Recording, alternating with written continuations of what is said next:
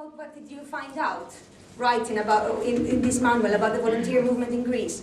I said, okay, I'm going to talk about the 10 things that I learned and the many things and the many questions that I still have to pose on the table. So the first thing that I learned while researching a bit on how I can include some substantial information in this manual was that there is a long history of the volunteer movement in Greece, but where to start from. In many books, in many academic research, let's say, there is a big reference to what was the institution of Amphictyonies in ancient Greece. This was, Amphictyonas means the neighbor, means the person that is next to you. So that at that time, in different cities around Greece, people were gathering together with the aim or the purpose to protect their religious monuments or to protect their own small neighborhood, their own town.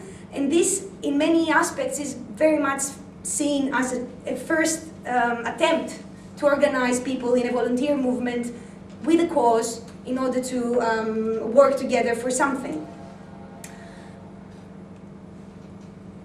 Greece right now is not necessarily the country in the European Union that might be seen as the best example of volunteer involvement in social affairs and in local life. There is a study called the Volunteering in the European Union, which shows that Greece is actually one of the countries that have less participation in many aspects. And this is due to many, many causes. I mean, Greece before '74 had to deal with many things, wars, occupation, and these kind of things that maybe did not allow for the volunteer movement to expand. However, since '74, there has been a lot of much more awareness, much more involvement, much more interest in working in this direction. And many times the volunteer movement was seen as something very spontaneous, something related to an earthquake, or something related to a response that the citizens had to give to a very specific point. Another thing that I found out is that actually there is no mapping of the volunteer movement in Greece. However, there are several databases in different kinds of ministries around Greece, either the social affairs or the General Secretariat of Youth, or even the Ministry of Culture at that time that had a database on the cultural organizations that exist in Greece and work on a volunteer level. But what does this mean? This means that we don't have a clear picture right now. How many people volunteer in Greece? In what kind of activities do they volunteer? What interests them? What is the situation of the associations? So there is a bit of mismatching between the vision and between the reality in terms of understanding where we stand today. I also found out that there is a kind of legal framework, especially related with the Constitution, with the Article 12, that recognizes the right to assembly, to create organizations and to work together, but it's quite fragmented.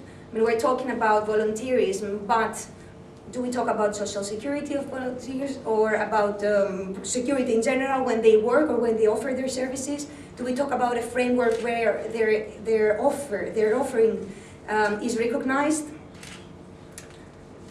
This is not only in Greece. I mean, this is something that is a big discussion on the European level about whether there can be a legal framework for volunteering in general.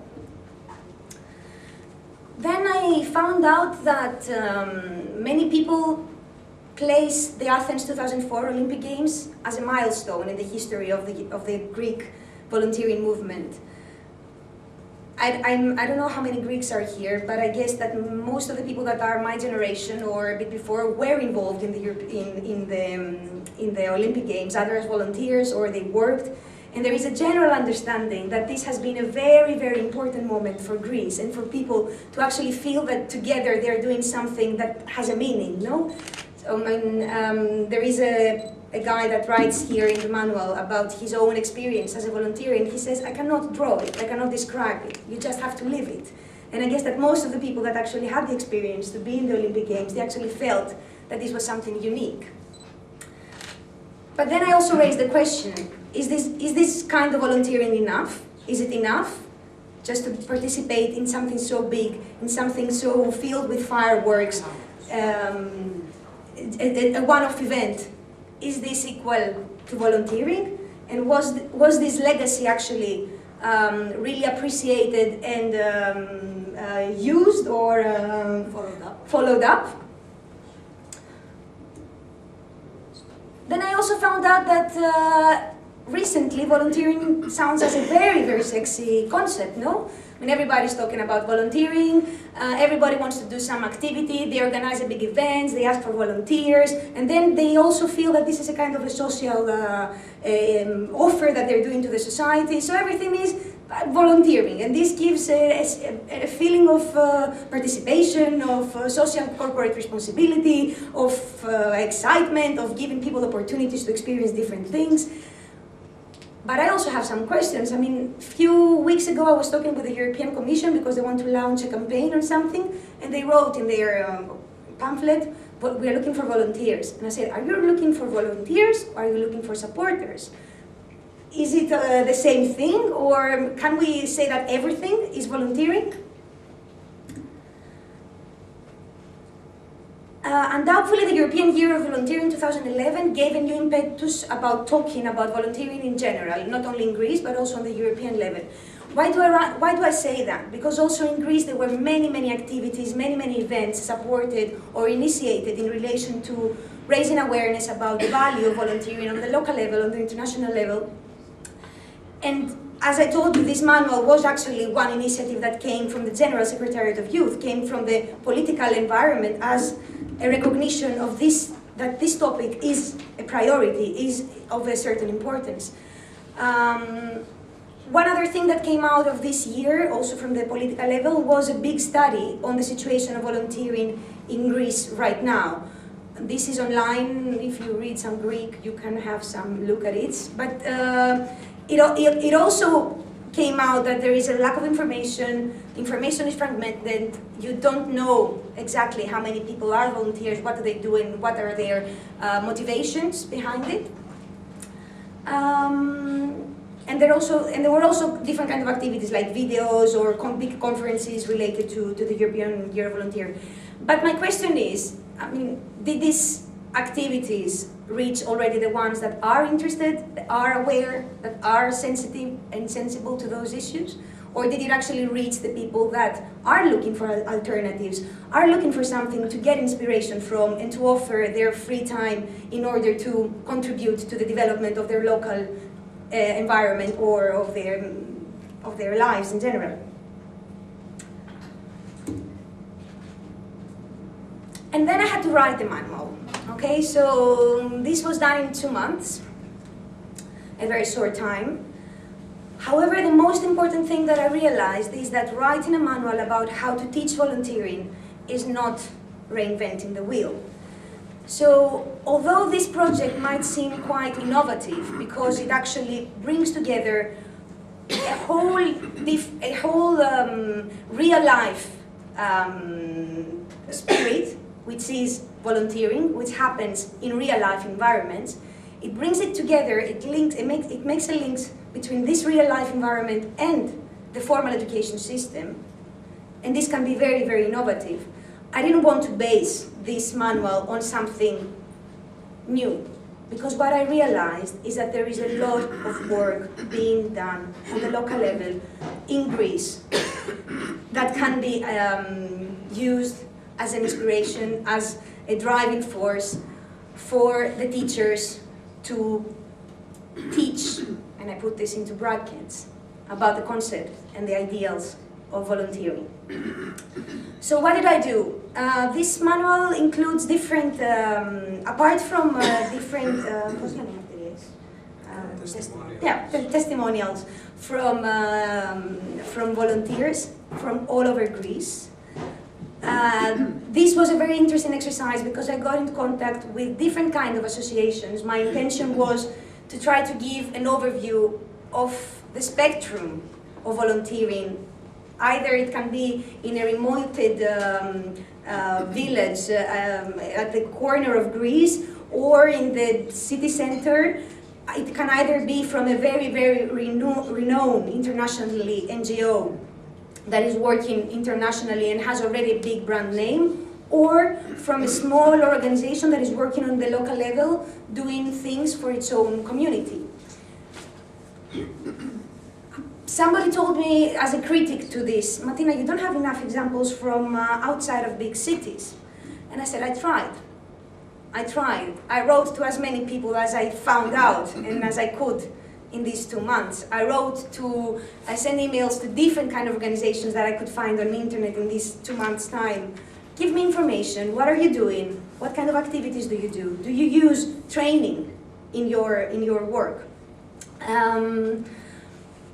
Some people replied, some people didn't reply. Anyway, my intention was to try to give as much different ideas as possible, let's say. But it is not always as well successful as intended to be. Another thing that I also found out, like when I was asking for these testimonials, and I think that is also a good element that I would like to bring into. I found out a guy that is a second generation immigrant in Greece, and he's a volunteer. And he writes his testimonial here, so he's not only a recipient of services related to volunteering, but he's also offering, as an active citizen in Greece, his free time teaching basketball and organizing leisure activities with mentally ill people in a center here in Athens. And I found it as something, I would like that to be reflected in this manual. So that was one part of the manual, but the other part was about trying to propose to the teachers activities that actually are using non-formal learning methods to bring them into the classroom, surprise the kids, and actually do something with them that can be meaningful for their lives afterwards. So again, for this, of course, I didn't come up with the activities on my own. And that's why I'm saying before, it is not reinventing the wheel. I talked with ELIX, I talked with other organizations that are doing educational programs, that are working in the field of youth mainly training. And I said, what would you propose? So I tried to organize this material in a way that can have a conceptual and a linear understanding, let's say. And I proposed to the teachers activities, games, projects, simulations, brainstorming ideas that they could, as I said before, bring into the classrooms and actually try to bring out of the children a bit of creativity, no? And raising awareness of what is happening in their local environment that they could give a small seed of their efforts to improve. Apart from the games, let's say, and things like that, there is also a big part in the manual that actually proposes to work on a project basis, so that something can be meaningful and have an impact that the children themselves will feel the results of. So, doing all this research, as I told you, and gathering all this material, I realized that indeed there are different NGOs and different volunteer organizations that are making an impact locally, as I told you, in the remote village in the corner north of Greece, next to the borders. But who knows about it?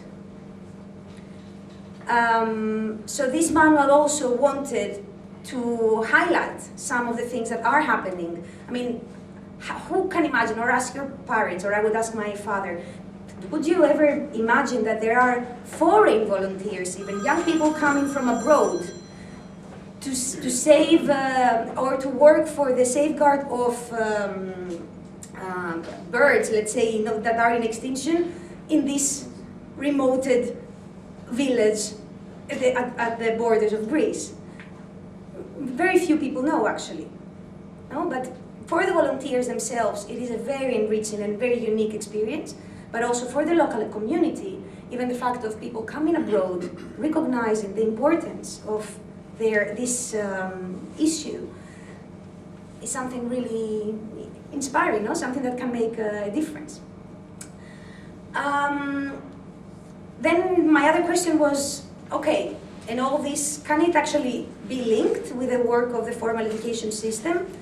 So indeed what I try to do by giving examples of what different NGOs are doing locally was actually in order to give to the teachers that don't have necessarily the stimuli to search for this information or to look or to know where to search for information, and actually try to get some ideas.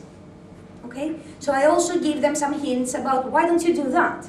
Or you know that this is the International Day of Migration, why don't you do something related on this topic? And then I also propose to them, why don't you look at the material that this NGO has developed exactly in order to teach how to deal with the topic of migration and how to raise awareness about sustainable development, or how to talk about fair trade, or how to talk about health prevention, or how to talk about the intergenerational cooperation.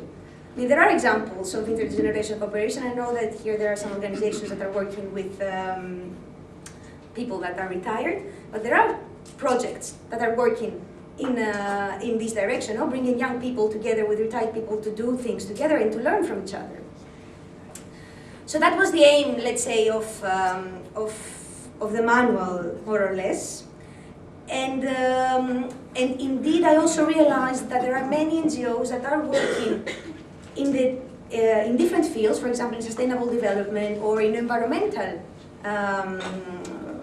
awareness, that have developed a lot of educational material, but that the teachers are actually not aware of, and that there is a lot of difficulty into the channels of communication between the NGOs and the formal education system.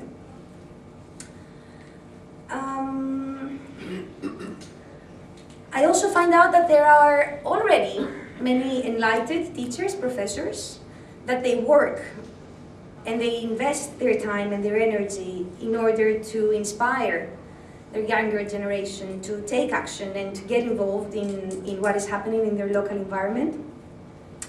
I actually had the chance to talk with one teacher that works in ec4la, and you would expect that she would be the teacher, I don't know, of languages or of civic education or something like that, no?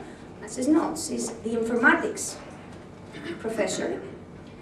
And she actually managed to set up a project that was very well received also on the European level, called Ένα πιάτο φαΐς, like a plate of food. And she actually, with the children, organized a big campaign and a big project that food, or what was remaining from a very small household, was actually given to people that needed more. She was an informatics teacher. She could have done something totally different, but she chose to do something that had a social impact in her local community. Then the other question, of course, that was on a project basis, but coming back to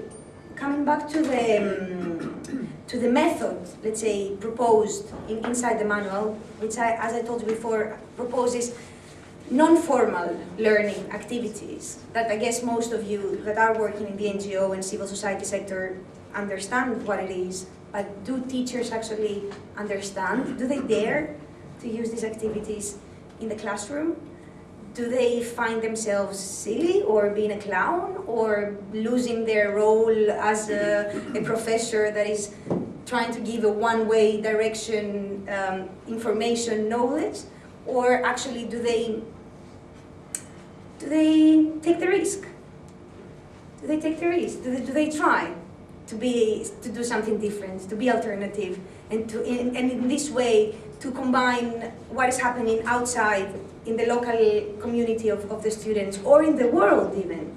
In the world even. I mean, I found educational projects that are working in raising awareness related to sustainable development, what is happening in countries that are having much major problems than we are facing in Greece.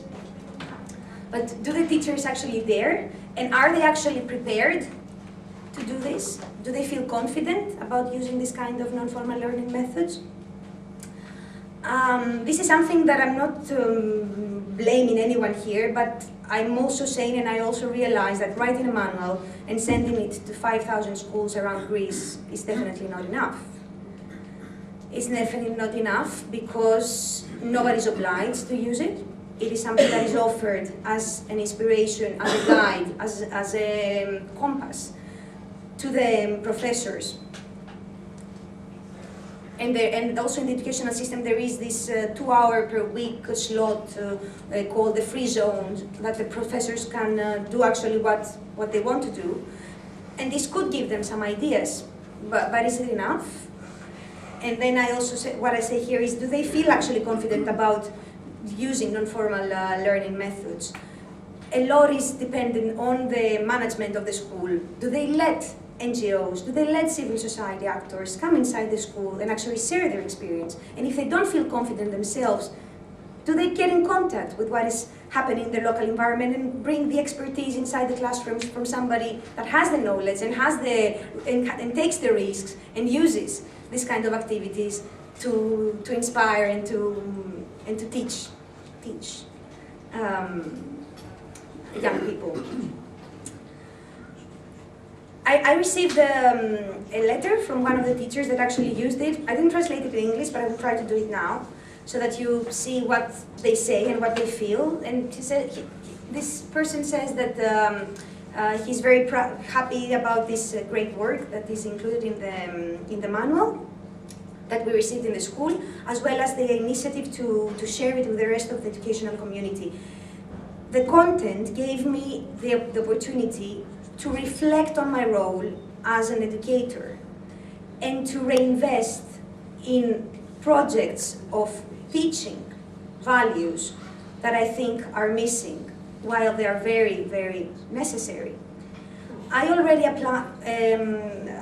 put into practice 2 projects of environmental education with students of secondary and education school, and this manual and the content of this manual gives me actually the opportunity to shift the attention of these groups at the parameter of volunteering, of giving, and of active participation. He also thinks that these kind of activities need to be included in the curricula of the schools and in everyday practice, while leisure time of young people is very, very, very limited. And he thinks that this initiative will bring some change in this direction. Well, the last thing while writing this manual that I found out, and I think that I actually know right now, is that volunteering can be taught. And although we're talking about values, and although we're talking about ideals, and although we're talking about people, there are spaces, there are opportunities, there are people that are interested to transmit all these values. And I think that it can be a good start, let's say, not only the manual, but especially things that you're doing here or things that you're doing in your own NGOs, to share it with other people, to try to make links and connections with the formal education system. Why not?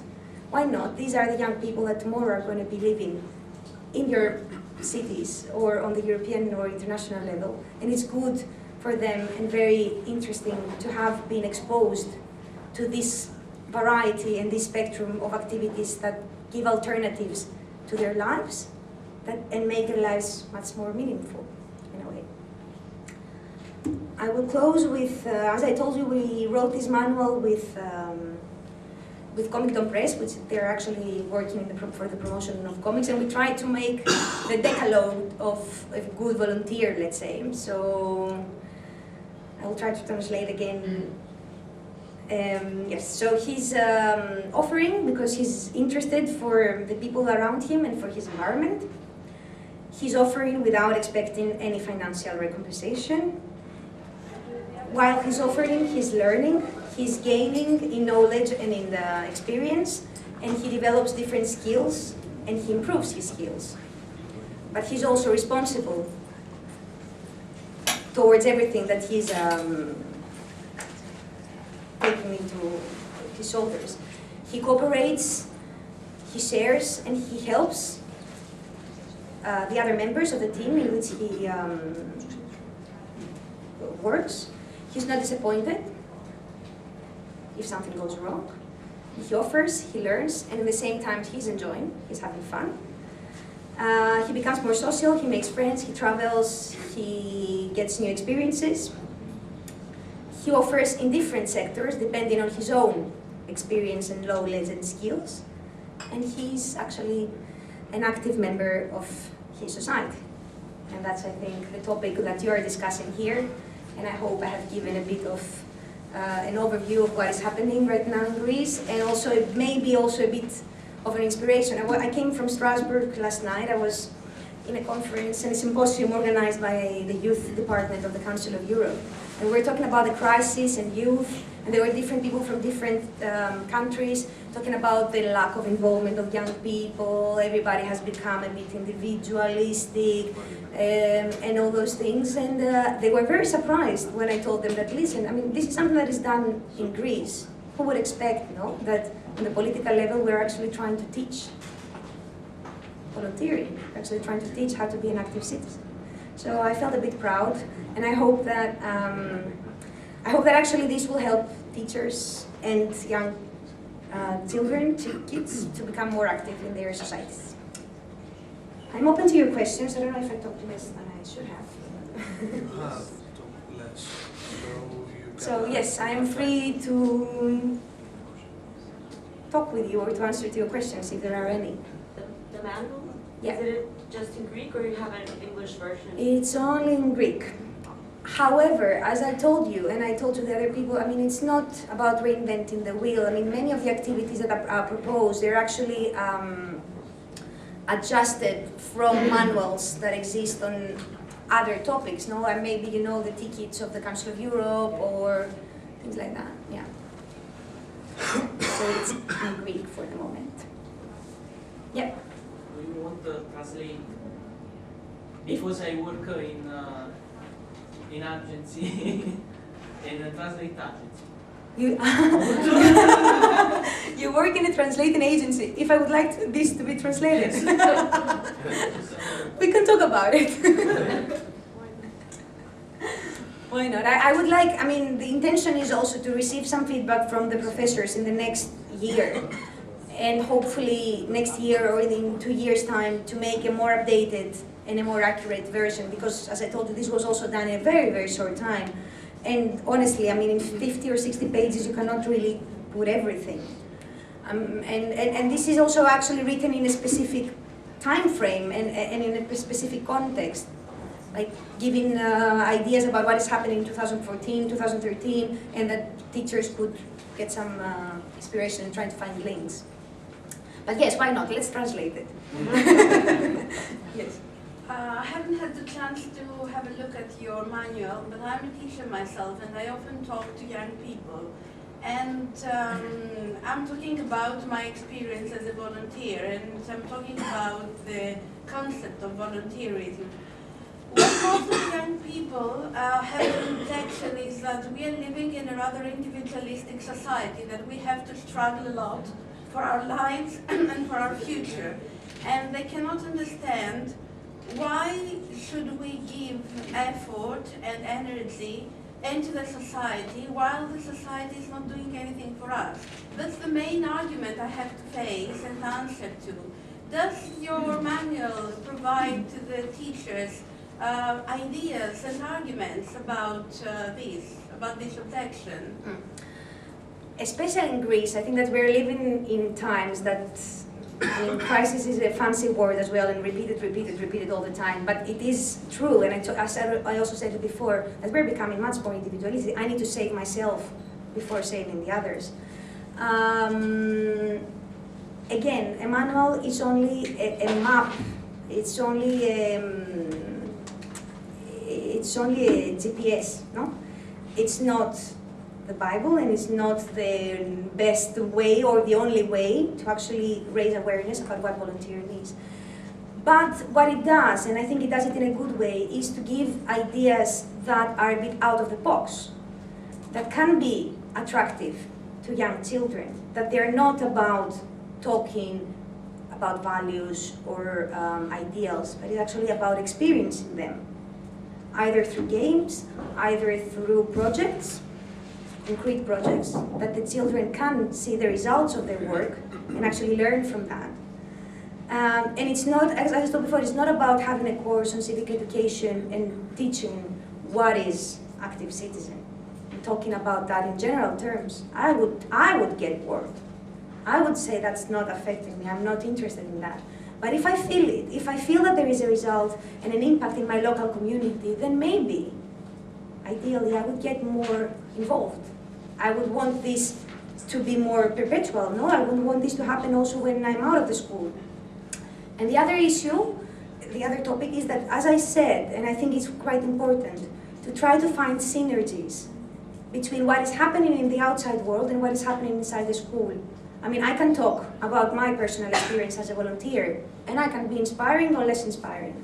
But if I bring into the classroom NGOs, people that are working in their local communities, concrete projects that are happening outside, or people that have the expertise in educational methods to teach and to raise awareness about all those topics that I mentioned before, then I think that there is a chance there to do something different.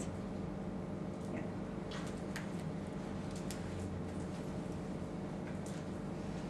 Is it appealing only to young children? Or is It's it, secondary education. Secondary education. Like 12 to We are 18. talking also about the elder people.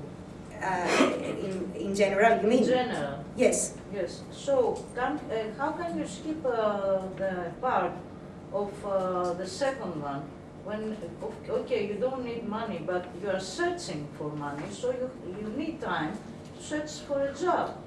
How can you skip the second one in order to go to all the others? Yeah. If you skip the second one, then it's okay.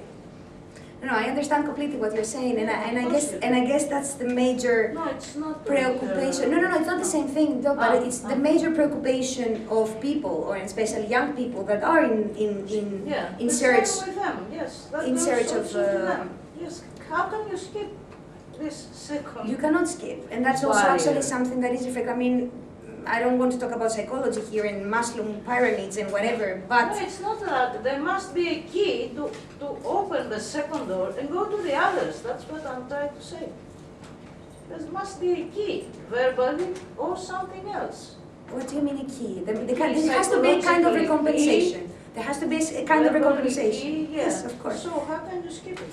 I'm not skipping it. Oh. There cannot be, of course, there cannot be a financial contribution, but there can be Cannot another. be financial, but what are you going to say to someone who is 100% for sure that he's going to search for a job in order to have money, or in order to survive?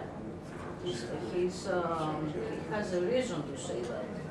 But I He's agree. not a fool, or she's not a fool. I agree completely, and that's what I say. It's also reflecting the manual. I mean, you need first to be able to satisfy your There is a basic. barrier there, that's why I'm insisting on this. I totally agree. You need first to be able to satisfy your own personal needs, Of course. and then to be able to offer In other to the words, society. if I wanted to write something like this upon volunteering, I start with the second one.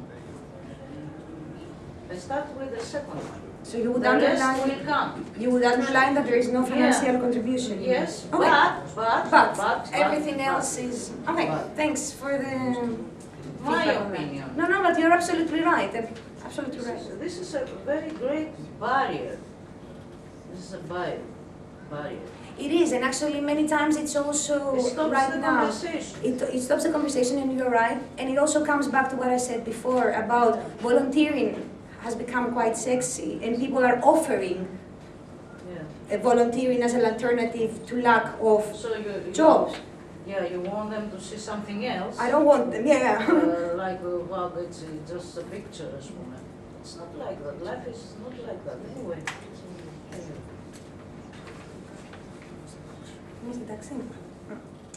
Okay, so thank you very much.